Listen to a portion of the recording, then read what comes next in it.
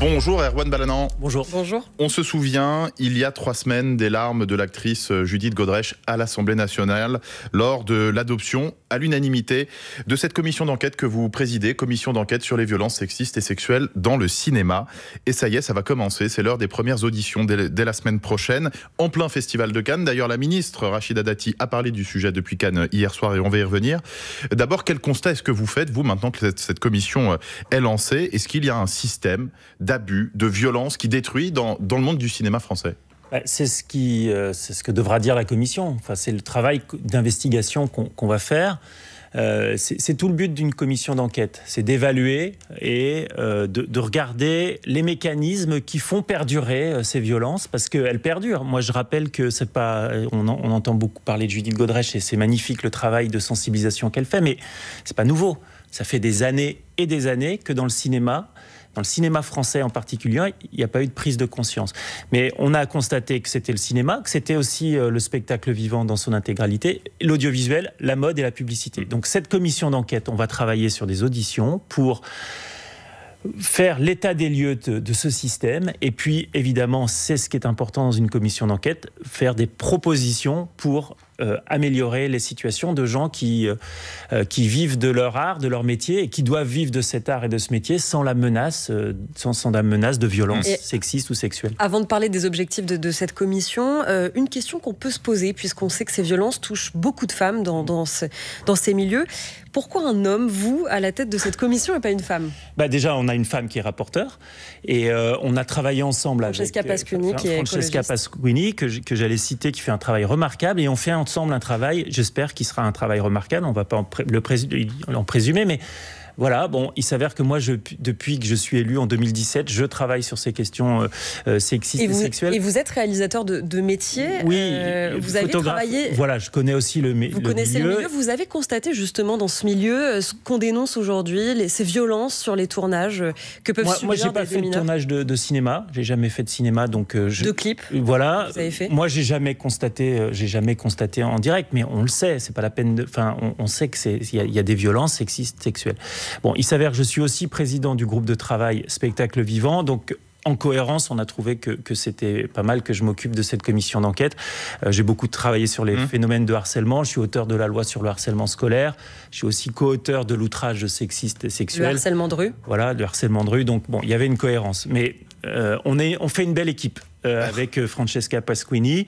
Vous voyez, c'est une équipe transpartisane. Elle est du groupe L'écologiste. Elle est impliquée sur le travail avec beaucoup de sérieux et on va mener cette commission. Erwan Balanan, avant même les premières auditions et les préconisations que vous rendrez, Rachida Dati, depuis Cannes hier, a fait une proposition qui sera débattue d'ailleurs, je crois, lors de votre travail, lors de votre commission. C'est qu'un responsable enfant soit nommé sur chaque tournage de cinéma dès lors qu'il y a des mineurs qui y travaillent, et ce serait une condition pour toucher là des subventions publiques. Judith Godrèche le réclamait, c'est une bonne chose? Ça va servir à quoi? C'est une bonne chose, ça va tout simplement...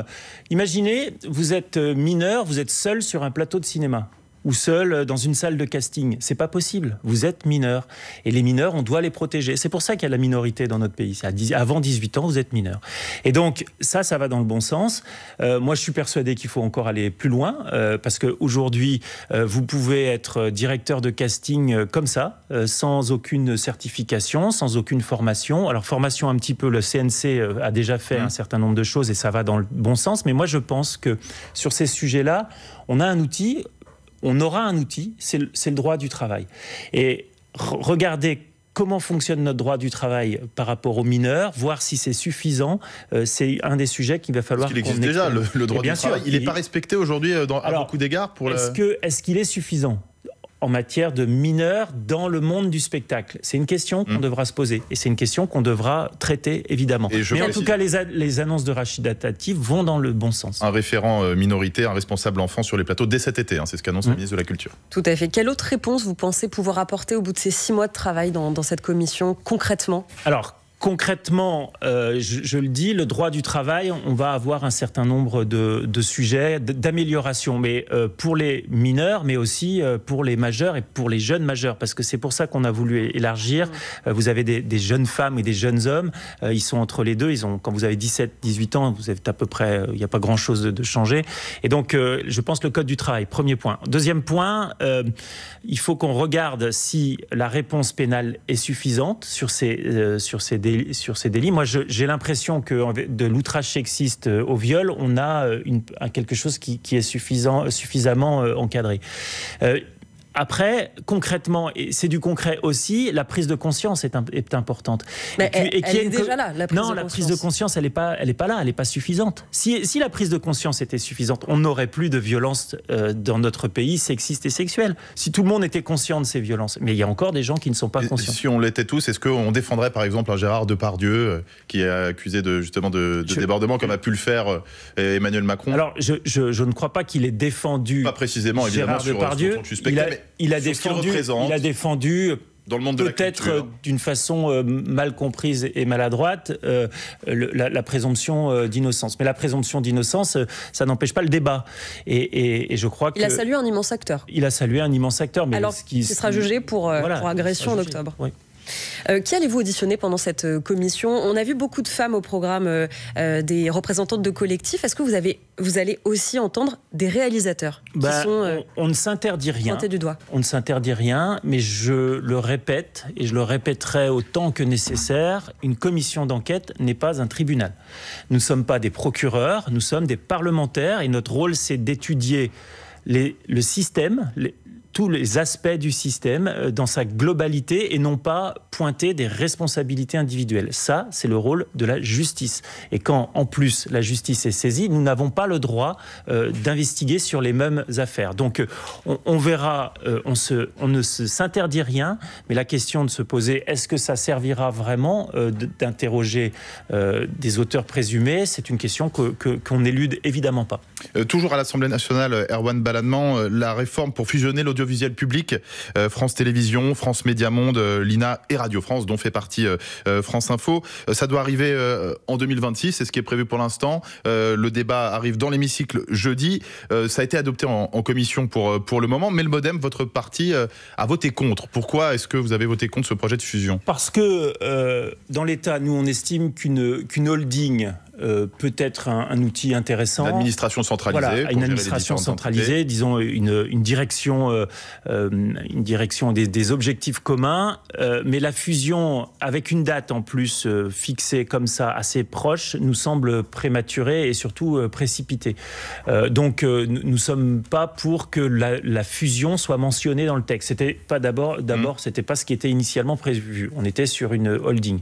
Donc ça, c'est un premier point et on verra comment les débats évolueront, mais le groupe MoDem, les commissaires les commissaires culture du MoDem qui font un travail remarquable sur le sujet, pensent que la holding est largement suffisante en l'état. Avec une ligne rouge vous concernant la fusion de France Média Monde. Oui, mais sur lequel visiblement on a obtenu gain de cause. Eh bien, on verra ce qu'il en sera dans les prochaines semaines, dans la nature des débats à ce sujet sur l'audiovisuel public. Erwan Balanant, on se retrouve dans une minute, juste après le fil info, pour parler bien évidemment de la campagne des européennes. D'abord, l'essentiel à retenir, Claire Checaglini. Marine Le Pen aux côtés du président argentin Javier Milei. Rassemblement des extrêmes droites à Madrid aujourd'hui. Les populistes se conviés par le parti espagnol Vox pour son congrès annuel. Nuit relativement calme en Nouvelle-Calédonie. Une opération importante a été menée pour dégager la route reliant Nouméa à son aéroport. La réplique de Pékin à Bruxelles et à Washington notamment. Le gouvernement chinois lance aujourd'hui une enquête sur des produits importés par l'industrie. Cette semaine, des groupes chinois dans le secteur solaire se sont retirés d'un marché de l'UE, décision qui faisait suite à une opération anti-dumping de la Commission européenne.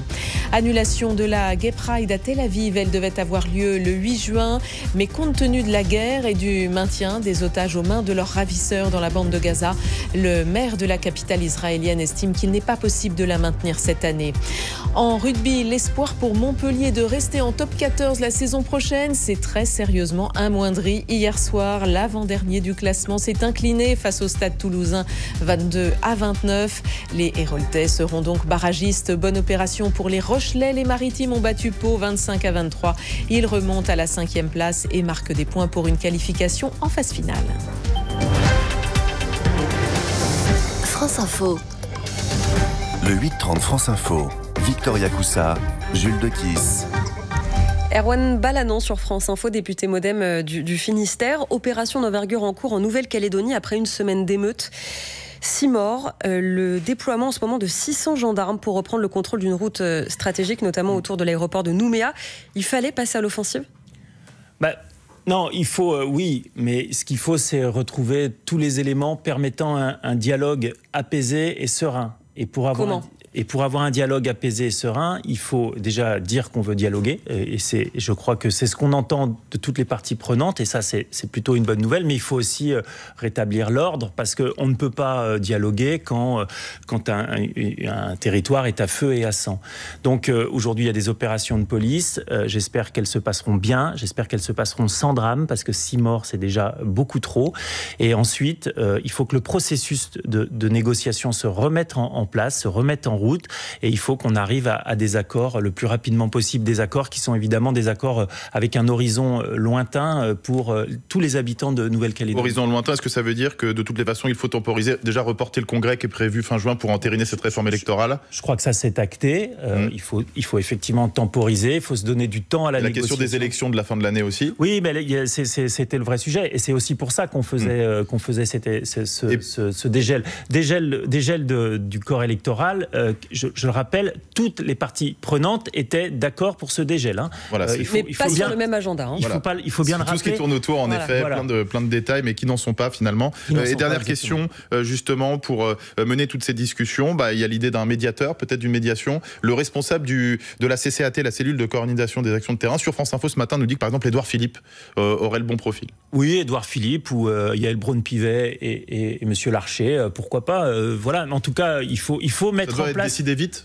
Ça doit être décidé, effectivement. Il faut, une fois que le calme est revenu, et même dès maintenant, en gré à gré, dialoguer, trouver des voies et moyens pour sortir de cette crise, qui est une crise terrible, qui a causé des morts et qui surtout paralyse une île qui doit avoir un avenir radieux, et il faut tout faire pour. Une crise dans un contexte à 3 semaines des élections européennes. On entre dans la dernière ligne droite et votre candidate, la candidate de la majorité, Valérie Ayé, continue de patiner dans les sondages. Elle stagne, d'après notre sondage Ipsos pour Radio France, autour des 16%. Vous êtes inquiet ?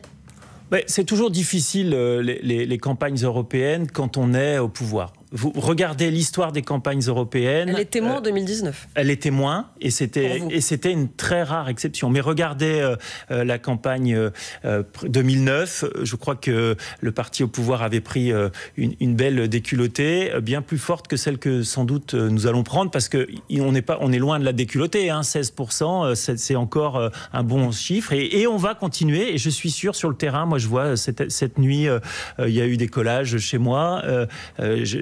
Des militants qui sont déterminés à porter la voix de l'Europe, et à porter aussi la voix d'une équipe sortante qui a fait un travail remarquable pour l'Europe. Il y a quelqu'un qui talonne Valérie Ayé, c'est Raphaël Glucksmann, tête de liste PS Place Publique.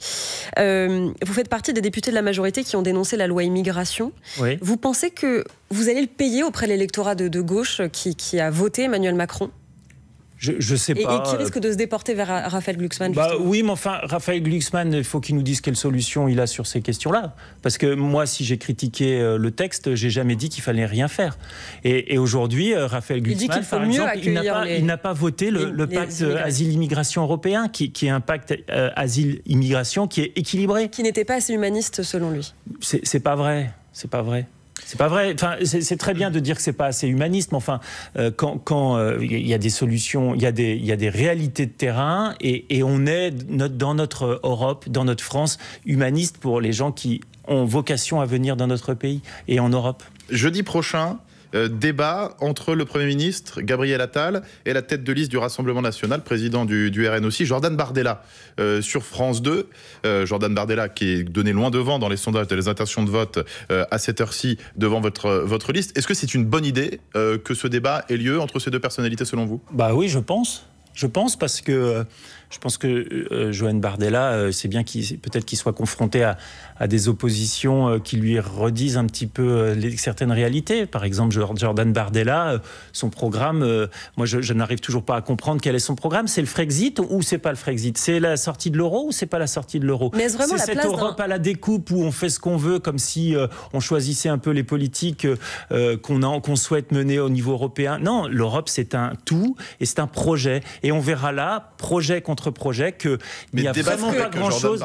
Est-ce que ce n'est pas acté que finalement ça se limite à un duel, cette campagne avec le Rassemblement National qui mécaniquement ferait monter l'extrême droite? C'est ce qu'on vous reproche bien sûr. Olivier Faure d'ailleurs, les socialistes saisissent l'ARCOM au nom de ce débat. Oui, ce n'est pas approprié. Très bien. Oui. Mais non, moi je pense qu'il faut qu'il y ait du débat et il faut qu'on puisse confronter les idées d'une Europe qui est une Europe qui construit, une Europe qui aide, une Europe qui soutient ce besoin d'Europe que nous avons. Qu'avec le Rassemblement et National. de l'autre côté, il y en aura d'autres des débats. C'est pas le seul. Il y en a eu un certain nombre. Il y a eu des débats où d'ailleurs M. Bardella refusait de venir.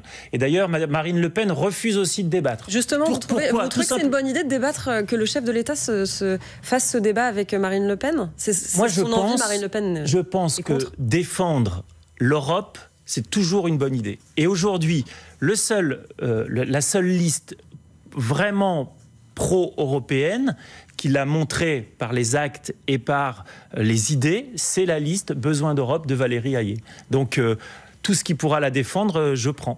Si on regarde vers la présidentielle 2027, ça va arriver vous allez loin, vite. Là. Oui, mais ça va arriver vite. On sait très bien qu'on va beaucoup en parler après les européennes. Le centre que vous incarnez avec le MoDem aura-t-il sa place dans l'héritage d'Emmanuel Macron? Bien sûr. Puis, bien sûr, évidemment. On voit que ça penche quand même à droite. Non, je ne suis pas d'accord. Les héritiers potentiels il y a beaucoup de négociations qui parfois se font avec la droite. Les héritiers potentiels, attention, vous en verrez peut-être d'autres émerger. Qui, par exemple? Je ne donnerai pas de nom, mais il y aura peut-être des noms du mouvement démocrate qui émergeront. François Bayrou, peut-être? Peut-être, qui sait, peut-être, ou d'autres, on ne sait jamais, on ne sait pas. Vous savez, c'est loin. Rappelez-vous, en 2016, personne n'avait vu Emmanuel Macron arriver. Et donc, d'ici les élections présidentielles, il y a beaucoup de temps, et il y a un temps pour nous de 3 ans qui doit être un temps utile de travail au service des Français. Erwan Balanant, merci beaucoup, député MoDem du Finistère, d'avoir répondu à l'invitation de France Info, président de cette commission qui débute son travail la semaine prochaine, on le rappelle, sur les violences sexistes et sexuelles dans le monde du cinéma.